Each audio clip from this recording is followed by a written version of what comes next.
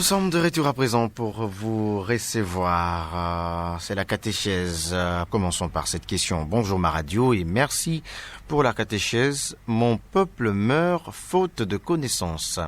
La première question, de quelle connaissance s'agit-il? Et la deuxième, que dire de pasteurs qui disent que c'est Dieu qui les a révélés leur ministère et néglige les études théologiques. Étienne de la paroisse Nodako qui nous écrit. Merci à Étienne pour ces deux questions. La première, elle est tirée de texte biblique Osée, qui dit que mon peuple meurt par manque de connaissances ou faute de connaissances. Évidemment, nous pouvons le dire, mon peuple meurt par manque de science. Et ici, on peut faire allusion à ce que nous disions tantôt, c'est-à-dire la connaissance de Dieu. La connaissance de Dieu. À travers les dons de la science, nous connaissons Dieu en contemplant la nature. Et donc, il faut connaître tout ce que Dieu a mis à la disposition de l'homme pour pouvoir comprendre et connaître Dieu dans la manière d'agir. Et donc, la création nous permet de connaître Dieu. La création nous permet de découvrir la grandeur de Dieu. Et donc, lorsqu'on ne sait pas découvrir la grandeur de Dieu dans la création, on va tomber dans l'erreur. L'erreur est, je l'ai cité tout à l'heure dans l'exposé, les différentes erreurs qu'il faut éviter. Et grâce au don justement de la science, on doit éviter ces erreurs. Le fait de ne plus découvrir les créateurs, mais de rester à la découverte de la créature. Ça, c'est déjà une erreur. C'est déjà un défaut de ne plus découvrir les créateurs, mais de chercher à découvrir tout simplement les créatures. On ne remonte pas la source pour connaître qui est l'auteur ou les créateurs. Ici, nous parlons de Dieu comme créateur. Lorsqu'on ne retrouve plus la source de tout ce qui existe, Dieu, on est vraiment dans cette erreur-là. Manque de connaissances de la manière dont Dieu agit. Manque de connaissances de la manière dont Dieu se révèle à l'homme. C'est vraiment une possibilité d'aller en péril. Mon peuple meurt. Et cette mort ici n'est pas nécessairement une mort physique, mais c'est aussi une mort spirituelle. La mort spirituelle peut intervenir lorsque l'homme tombe dans l'idolâtrie. C'est un homme mort. Lorsqu'on pratique l'idolâtrie, on est mort. On ne vit pas en communion avec Dieu. Et donc, les dons de la science nous permettent d'être dans une relation harmonique avec les créateurs. Manquer ces dons, en tout cas, ou ne pas faire exercer les dons de la science, il y a risque de mourir. Il y a risque de mourir spirituellement. Pourquoi pas physiquement? Parce qu'on ne maîtrise pas la grandeur de Dieu, on ne sait pas découvrir Dieu et on place les créatures à la place de Dieu et voire même on se croit propriétaire de la création. Et se voir propriétaire de la création, c'est une sorte de mort dont parle le prophète Osée dans son livre. Par rapport à la deuxième question, négliger les études théologiques et s'improviser pasteur, c'est une erreur. Il y en a, c'est vrai, des personnes qui se nomment hommes de Dieu, qui se disent hommes de Dieu et qui ont tendance à dénigrer les études ou la formation pour pouvoir devenir, je ne sais pas, pasteur. C'est une erreur. Il faut passer par l'apprentissage parce que l'apprentissage, c'est un moyen que Dieu a mis à la disposition de l'homme pour que l'homme parvienne à une certaine connaissance. Mais comment comprendre Dieu ou comment connaître la manière d'agir de Dieu si on devient incapable de comprendre la création? C'est difficile. Or, on doit être formé, on doit être enseigné pour pouvoir connaître Dieu. Lorsqu'on n'est pas formé, comment est-ce qu'on peut parler de Dieu?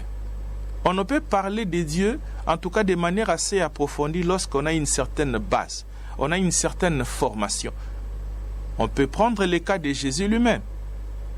J'aime bien parler selon cette expression. J'ai dit, les apôtres ont fait un cycle de graduats. parce qu'ils ont vécu avec le Christ pendant 3 ans. Et dans les 3 ans, c'est un cycle aujourd'hui. Et qu'est-ce que Jésus a fait à ses apôtres? Ils ont été formés, ils ont été initiés à la parole, ils ont été initiés à la pastorale, à exercer, et ainsi de suite. Et donc, c'est une erreur, c'est dire qu'on n'a pas besoin de recevoir une certaine formation, on croit à une certaine illumination. L'illumination là ne pouvait provenir de qui? Sinon de l'Esprit Saint. Et or, les dons de l'Esprit Saint, dans les dons de l'Esprit Saint, nous avons les dons notamment de l'intelligence, et c'est ces dons de l'intelligence qui nous poussent à comprendre la manière d'agir de Dieu.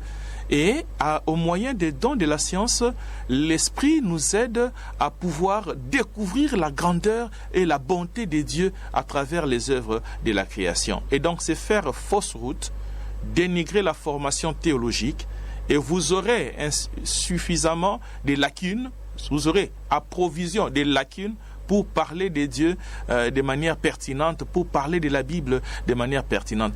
Vous voyez qu'ici à Radio Maria, nous interdisons d'ailleurs des lectures fondamentalistes de la Bible. Et pour mieux comprendre la Bible, il faut passer par la formation.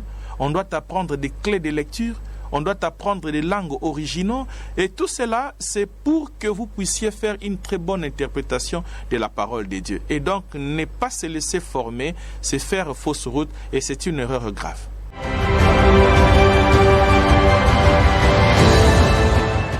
Merci, monsieur l'abbé. Nous allons prendre un auditeur qui nous appelle. Allô? Allô, bonjour la Radio Maria. Bonjour. Monsieur l'abbé, le Créateur a confié la création tout entière à l'homme.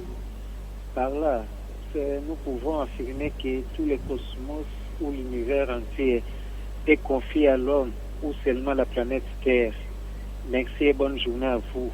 Frère Blaise Congo, Carme Cressewa. Merci à notre frère Blaise pour sa question. Le cosmos ou l'univers est confié à l'homme.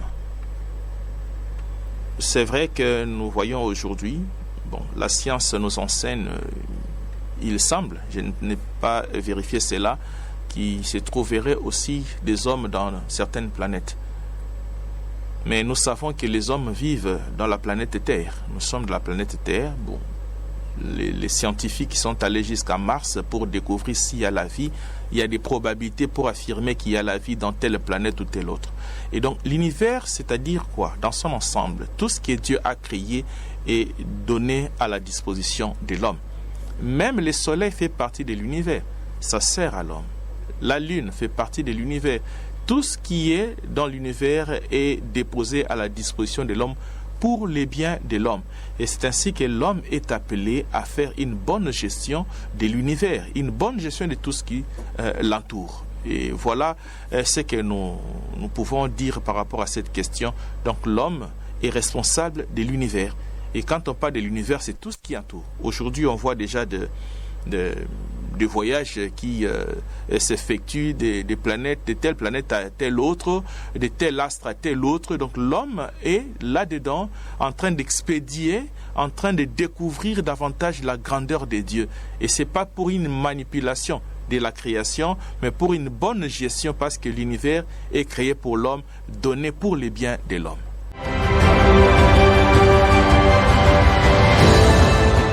Nous allons prendre ce message qui nous vient de Brazzaville.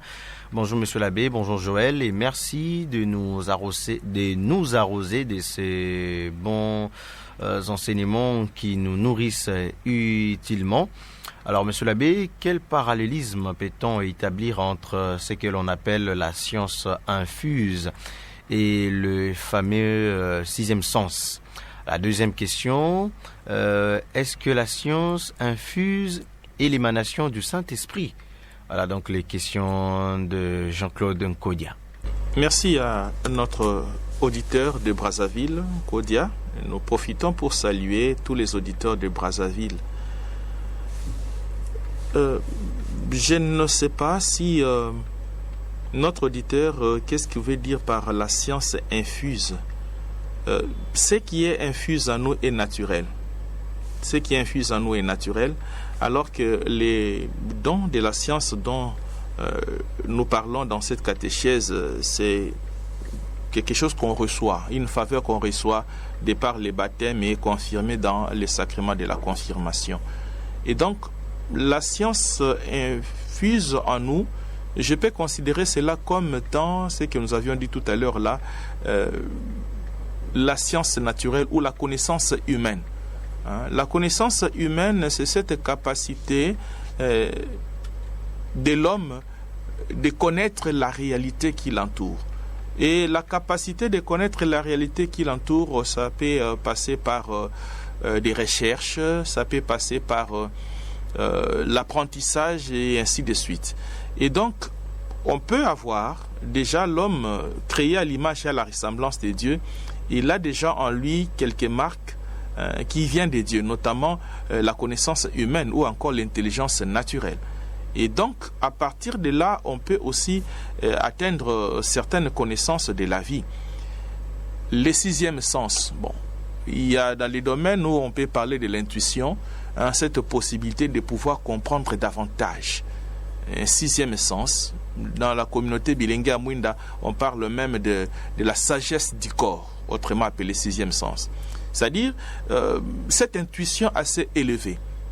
Ça peut être aussi considéré comme une grâce de Dieu que Dieu place en l'homme. Et donc, la science infuse ou encore la connaissance infuse comme étant quelque chose qui est né en nous, il est inné, et ça ne vient pas de l'extérieur, c'est ce que Dieu a placé en nous, c'est une grâce. Développer aussi une intuition, un sixième sens, c'est aussi une grâce que Dieu place dans l'homme justement pour son bien et pour son épanouissement. Est-ce que la science infuse est une émanation du Saint-Esprit? Nous l'avions dit, l'Esprit donne dans l'homme des dons et des charismes. C'est aussi une grâce. Donc, pour autant que c'est un bien, la possibilité de connaître, la capacité de comprendre tout ce qui nous entoure, cette capacité ne peut être considérée que comme une faveur de Dieu.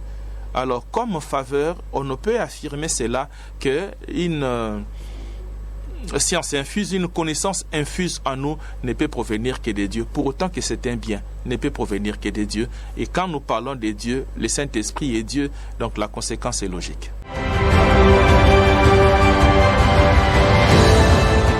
On va tenter de prendre notre auditeur. Allô? Allô, bonjour, monsieur l'abbé, bonjour à tout le monde. Bonjour Vincent. Vincent. Merci beaucoup, monsieur l'abbé, pour cette catéchèse. Nous sommes sur le dos des sciences, monsieur l'abbé. Il a bien dit que science sans conscience ne que ruine de l'âme. Ça s'explique, n'est-ce pas? Monsieur l'abbé, comprenez bien que un certain temps, on cherche le dos des sciences, tant qu'on ne cherche pas le dos des consciences, monsieur l'abbé.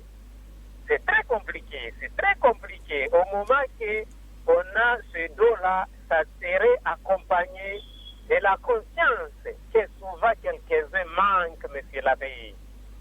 Et c'est par là que vous verrez même quelqu'un vous hisse. Ah, Vincent est parti. Nous osons croire qu'il va revenir. Alors, monsieur l'abbé, vous avez la parole. Oui, merci Joël. Merci à Vincent aussi qui nous pose cette question. Elle est pertinente, cette question. Mais il faudra situer cette question dans un contexte. Je crois cet adage de Rabelais, ce pédagogue, qui dit que science sans conscience n'est que ruine de l'âme. Et c'est dans les domaines scientifiques précisément.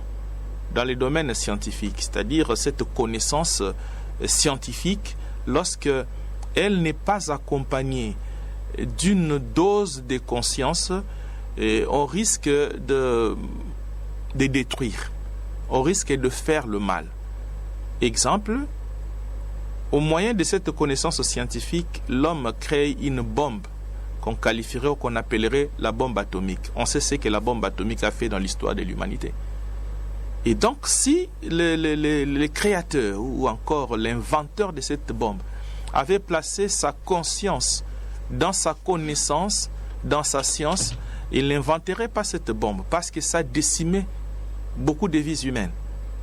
Et c'est dans ce sens-là que la connaissance scientifique, on doit se le dire, c'est aussi un bien qui provient de Dieu. C'est aussi une faveur qui provient de Dieu, comme on le disait tout à l'heure à notre frère Kodia. Donc ça vient de Dieu. La possibilité de comprendre tout ce qui nous entoure, cette connaissance humaine-là, c'est une faveur que Dieu accorde. Eh bien, quand Dieu nous accorde cette faveur-là, c'est en vue du bien. Ce n'est pas en vue du mal.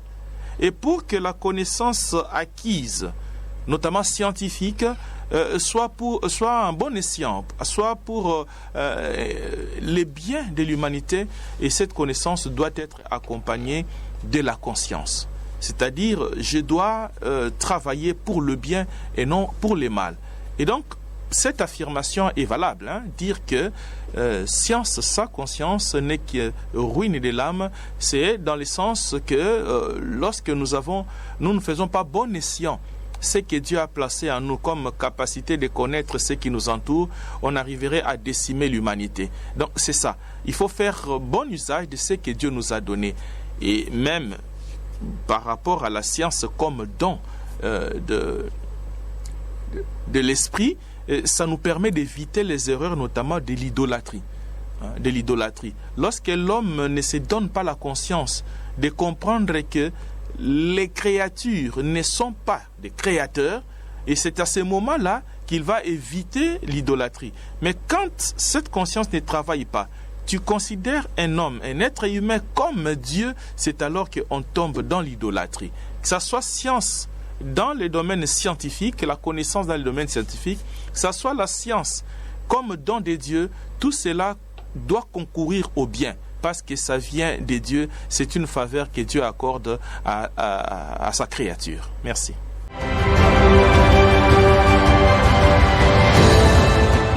Prenons ce message par WhatsApp. Bonjour Radio Maria, merci pour la catéchèse. Les objets de l'Église, statues, croix, sont-elles construites dans le but de la capacité de connaître Dieu davantage? Voilà la question d'un auditeur qui nous écrit, qui a requis l'anonymat.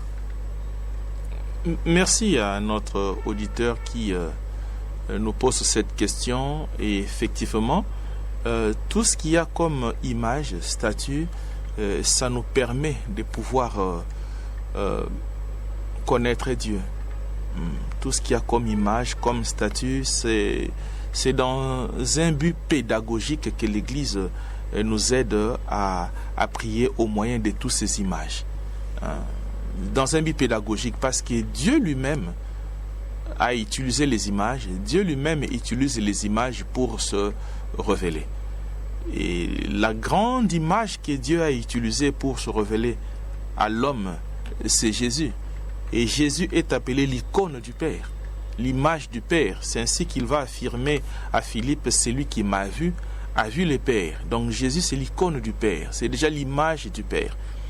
Et tout ce qu'il y a comme image, tout ce qu'il y a comme objet liturgique, ça nous permet pour entrer dans l'intelligence des choses divines. Donc ce sont des moyens, c'est une pédagogie que l'Église utilise pour aider l'homme à entrer dans l'intelligence des choses divines. Et entrer dans l'intelligence des choses divines, c'est pouvoir découvrir Dieu. Et donc c'est ça un peu le but, la perspective de tout ce que l'Église met à la disposition de ses fidèles, images, statues et autres, c'est pour nous permettre d'entrer dans l'intelligence. Et il y a un principe pédagogique qui dit l'enfant ne fait rien sans intuition. L'enfant ne fait rien sans intuition. Et l'intuition, c'est quoi? L'intuition, c'est un matériel didactique en pédagogie.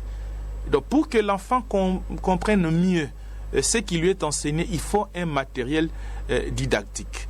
Et l'homme ne fait rien sans motif, sans intérêt. L'homme ne fait rien sans intuition.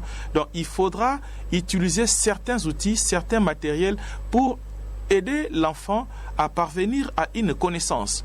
Quand vous lui parlez de 1, vous lui parlez de 2, c'est abstrait. Il faut amener l'enfant au concret. Et le concret, c'est un objet, un matériel didactique. Et c'est dans cette même perspective que l'Église aussi procède par des images, certaines images évidemment, pour que nous puissions comprendre l'intelligence des vérités que nous enseigne l'Église. Merci.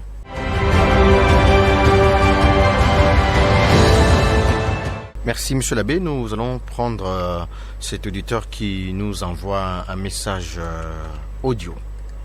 La question, est-ce que aujourd'hui nous pouvons encore revenir sur ce débat que notre ami Albert le Grand, Thomas d'Aquin ont abordé depuis le Moyen-Âge pour peut-être affirmer la grandeur ou le dépassement de la foi sur la raison. Est-ce qu'on peut revenir sur ça, montrant déjà que la foi devient l'affaire de tous, sans plutôt assister à des grands résultats. Pendant que la science, partant de ces résultats, nous voyons comment il y a une sorte de révolution, une sorte de reconstruction de l'être. Ça, c'est la première préoccupation. Et la deuxième est celle de savoir. Mais quand cela le tient, il y a le pape Jean-Paul II qui a parlé dans son encyclique Fides et Ratio. Il parle plutôt que la foi et la raison sont les deux ailes qui permettent à un oiseau pour voler. C'est-à-dire aujourd'hui, si vous parlez que la raison est un don, c'est-à-dire fait partie de l'esprit, n'est-ce pas là réduire encore une fois de plus la puissance de la raison aussi dans son action. Merci beaucoup, monsieur l'abbé. Bonne catéchèse. Merci à notre auditeur qui n'a pas révélé son identité. Je crois que ça doit être Alexis, le philosophe, parce qu'il nous renvoie au Moyen-Âge, la période de la scolastique, de ces grands débats philosophiques entre la foi et la raison. Qu'est-ce qui doit venir avant l'autre? Est-ce que c'est la foi qui doit venir avant la raison ou le contraire? Vous, heureusement, dans la deuxième intervention, vous avez répondu justement à ces débats, à ces débats de la scolastique, à ces débats du Moyen-Âge entre la foi et la raison. Le pape Jean-Paul II l'a dit, même jusqu'aujourd'hui, ça vaut la peine. On ne peut pas trop insister sur la foi au risque de tomber dans le fidéisme. On ne peut pas trop insister aussi sur la rationalité au risque de tomber dans l'intellectualisme. Et tout isme est une idéologie qui n'entre pas. Il y a une certaine exagération, fidéisme ou intellectualisme, ou le rationalisme. Et donc, le pape, Saint Pape Jean-Paul II, a répondu à cette grande question depuis le Moyen-Âge a été toujours posée, qu'est-ce qui doit être exprimé? C'est vrai, aujourd'hui, il y a des avancées sur le plan scientifique. Tout à l'heure, Vincent venait d'intervenir en reprenant les proverbes de Rabelais, qui dit que science sans conscience n'est que ruine de l'âme. Justement, parce qu'il y a une certaine exagération dans le rationalisme ou encore dans la rationalité, pour autant qu'on ne fait pas intervenir la conscience dans les ratios. On ne fait pas intervenir la conscience dans l'intellectualisme. Et là, c'est dangereux. La foi peut être aussi considérée comme aussi cette instance de la conscience. Et donc, il faut les deux. Les avancées scientifiques, on ne peut qu'applaudir. Mais lorsque les avancées scientifiques écartent Dieu, on arrive justement à la ruine de l'âme. Lorsque l'intellectualisme écarte Dieu, il y a même des théologiens qui ont écrit la mort de Dieu, dans le sens que c'est la raison qui prend place à la foi. Il faut les deux. Mais qu'est-ce qui a poussé l'homme finalement à créer l'avion? Qu'est-ce qui a poussé l'homme finalement à créer une bombe, une arme? C'est la capacité intellectuelle, la connaissance humaine qu'elle a. Mais on doit reconnaître que Dieu est la source de toute intelligence. Dieu est la source de toute compétence. Dieu est la source de toute capacité ou encore connaissance humaine. Et lorsque l'homme remonte à sa source, d'où il tire cette capacité, cette compétence, il doit pouvoir se mettre à genoux pour adorer ses dieux. Là maintenant, on est dans la foi. Et donc les deux doivent être considérés comme des ailes d'un oiseau pour pouvoir bien voler. Trop recourir à la science, trop recourir à la rationalité, sans pour autant découvrir la foi, on risque de tomber dans l'intellectualisme, on risque de tomber dans la ruine. Et donc il faut toujours la foi qui doit accompagner l'intelligence qui doit accompagner la foi pour pouvoir être équilibré. Et voilà, donc moi je crois, si on écarte la foi dans les domaines scientifiques, il y a toujours ruine de l'âme, comme dit Rabelais. Si on écarte la foi dans la rationalité, on sera déséquilibré. D'ailleurs, on sera bloqué quelque part. On ne saura pas s'ouvrir ou encore découvrir les créateurs. On se limitera à la créature et par conséquent, on tombe dans l'idolâtrie. Et en résumé, je dirais qu'il faut ces deux aspects de la vie, deux dimensions de la vie qui sont très importantes, même au niveau du domaine de la science. Il faut que le scientifique soit aussi un homme de foi pour éviter la ruine de l'âme. Merci.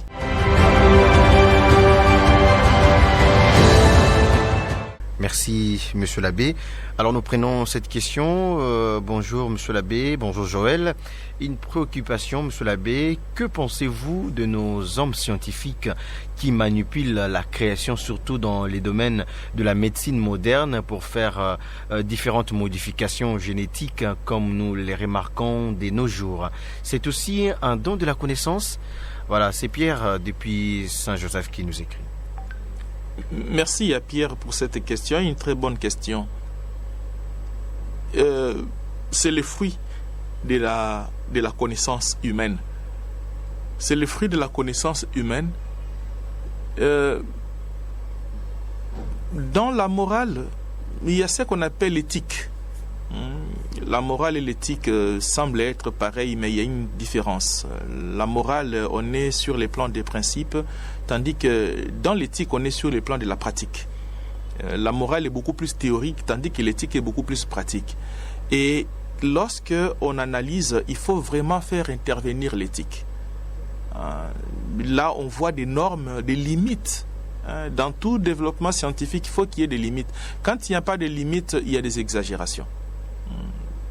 Dans les domaines de bioéthique, par exemple, la bioéthique existe justement pour aider le scientifique à pouvoir retrouver ses limites. Quand la science a évolué aujourd'hui, on parle des inséminations artificielles, des fécondations in vitro, les systèmes de clonage, ainsi de suite. Tous ces éléments, ces pertinences scientifiques ont toujours des limites. Et c'est ainsi que l'Église, ou encore la loi morale, ou l'éthique doit intervenir pour justement montrer à l'homme qu'il y a des limites qu'il ne peut pas franchir. Et ça, c'est à la lumière justement de dons de science. Ça, maintenant, les dons de science interviennent. Fait comprendre à la créature qu'elle a des limites. La créature n'est pas le propriétaire de la création. Il lui a été donné pour une bonne gestion et non pour en abuser. Et là, maintenant, intervient l'éthique. Là, intervient maintenant l'évangile, intervient la parole de Dieu pour dire à l'homme, il a des limites. C'est vrai, Dieu a donné à l'homme cette capacité. L'homme a développé cette capacité qu'on appelle la connaissance humaine ou l'intelligence humaine. Mais il doit se rendre compte, il doit savoir dans sa conscience que ça vient de Dieu. Et comme ça vient de Dieu, je ne peux pas déborder ou je ne peux pas dépasser. Le pape Jean-Paul II l'a si bien dit, que Dieu pardonne toujours, l'homme pardonne quelquefois, mais la nature ne pardonne jamais. Pourquoi la nature ne pardonne jamais? Parce que l'homme ne peut pas aller au-delà de ce qui lui est admissible. Ce qui est admissible, tu le fais. Mais quand tu exagères, il y a toujours des conséquences dans toute exagération. Et c'est ça un peu. Donc on doit condamner l'homme scientifique quand il arrive même à manipuler la vie parce qu'il n'a pas créé la vie. Il y a toujours des limites et c'est grâce à cette science comme don de l'intelligence qu'on serait à mesure de circonscrire des limites même dans les domaines scientifiques. Merci.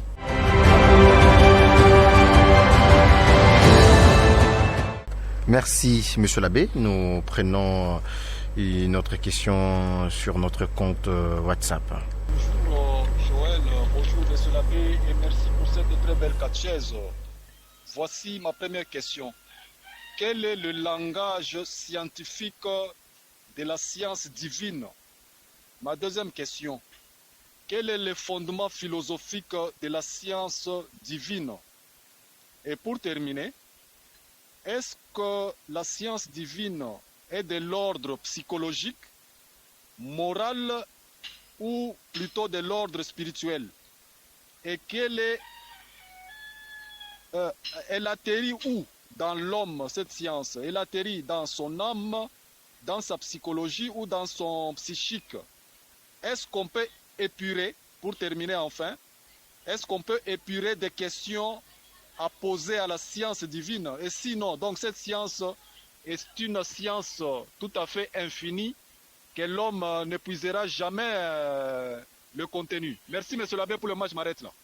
Merci à Joseph Desmaries pour ces différentes questions qu'il vient de nous poser.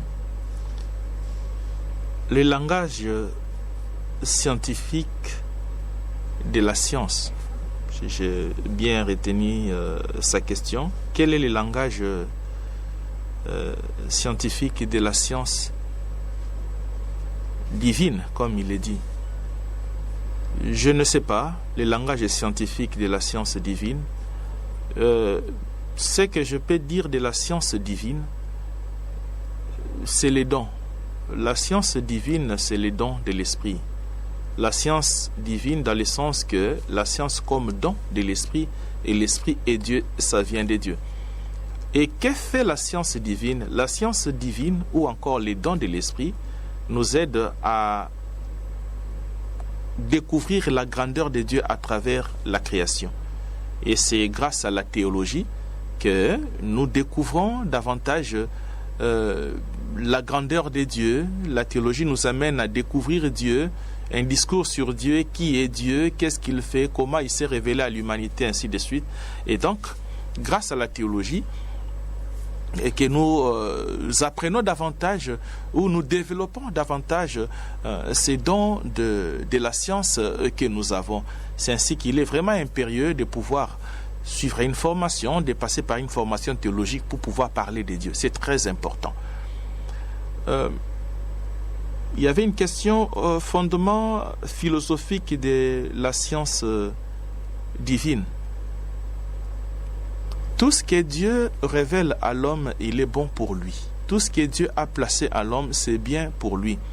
Et donc, la science, comme don de l'esprit, ça nous permet justement à découvrir la grandeur de Dieu. Et en découvrant la grandeur de Dieu, je procède par l'adoration. La philosophie vient justement aider aussi l'homme à pouvoir avancer dans cette réflexion de comprendre Dieu à travers la création. C'est comme ça qu'on peut établir ces parallélismes. La philosophie aide l'homme à pousser trop loin sa réflexion. Et quand l'homme, au moyen de ses dons de science, a déjà eu une certaine réflexion élevé grâce à la philosophie, il peut pousser sa réflexion très loin pour découvrir davantage la grandeur de Dieu. C'est comme ça que je peux établir ces parallélismes-là. La réflexion philosophique pousse l'homme, quand il va maintenant franchir l'étape de comprendre davantage la grandeur de Dieu, et il aura suffisamment de la matière pour creuser davantage en contemplant la nature et à découvrir les créateurs. L'autre question de Joseph Desmaries, la science divine, elle est de l'ordre psychologique, moral ou spirituel? Jusque-là, je ne sais pas pourquoi. Comment vous comprenez par science divine? Vous voulez parler de la théologie? La théologie relève de tous ces aspects. D'ailleurs, dans l'étude théologique, il y a des rapprochements ou encore des rapports qui s'établissent, la théologie avec l'anthropologie, la théologie et la morale, la théologie et la spiritualité. Et donc, si pour vous, la science divine, c'est la théologie, et donc ça accompagne tous les aspects de la vie. L'aspect psychologique, on peut aussi revoir l'aspect théologique, l'aspect moral, spirituel, et ainsi de suite. la science comme don, il est placé dans l'homme. De par les baptêmes et amplifié par les sacrements de la confirmation, nous recevons dans l'âme, nous recevons dans notre vie ces dons de la science. Et donc, en découvrant ces dons de la science ou en recevant ces dons de la science, cela nous permet justement de pouvoir découvrir toutes les vérités divines. Voilà au moins comment je peux répondre à ces différentes questions de Marie.